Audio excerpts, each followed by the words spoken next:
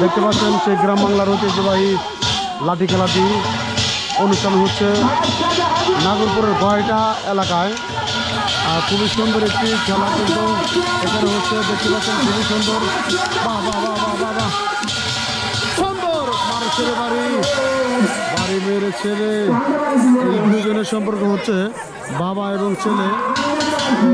বাপ ছেলের খেলায় কিন্তু বেশ আনন্দ পাচ্ছে এখানকার লোকজন রয়েছে। দেখেন প্রচুর পরিমাণ লোকজন রয়েছেন এবং তারা বেশ আনন্দ পাচ্ছে তাদের খেলা দেখে। তো আবারও সেই লড়াই কিন্তু একটু পরপরই কিন্তু লাগবে। এই যে দেখেন আবার প্রস্তুত হয়েছেন। এই সাইডে হচ্ছে বাবা এবার আছে ছেলে। দেখা যাক কে জিততে পারে। এই যে দেখেন, এই দেখেন ছেলে কীভাবে এগিয়ে যায়। বাহ বাহ বাহ বাহ, খুবই সুন্দর।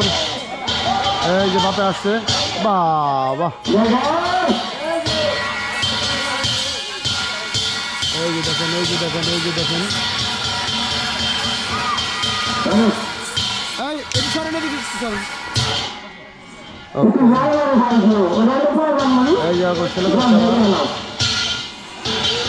দেখতে পাচ্ছেন যে বন্ধুরা, আসলে এ ধরনের খেলা কিন্তু এলাকায় বা গ্রামগঞ্জে একবারই দেখা যায় না।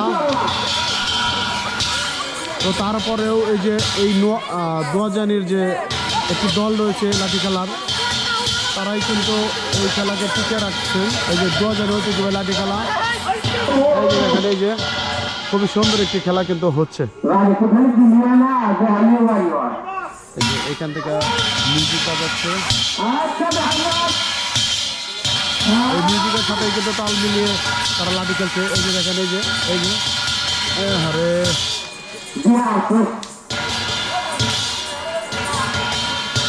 একেবারেই ছোট, 10 বছর হবে এই ছেলেটির বয়স। নাম সোয়াব, খুবই সুন্দর খেলেন। এই যে দেখেন, খুবই সুন্দর। আবারও যাচ্ছে, আবারও কিন্তু সেই খেলাটা কিন্তু এগিয়ে যাচ্ছে। এই যে কমান্ডার সম্ভবত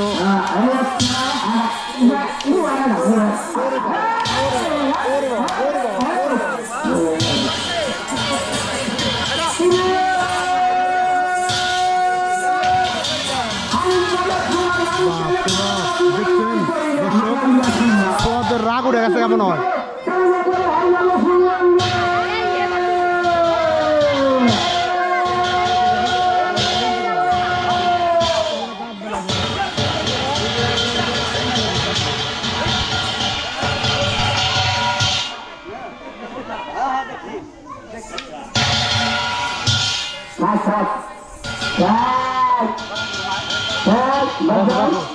রাখো,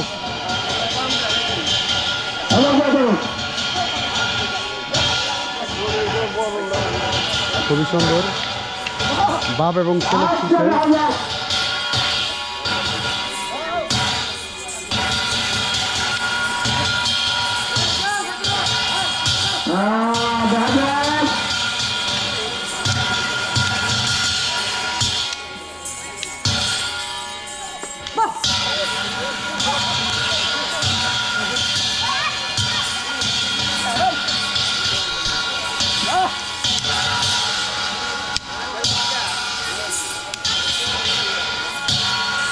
অনেক দর্শক হয়েছে।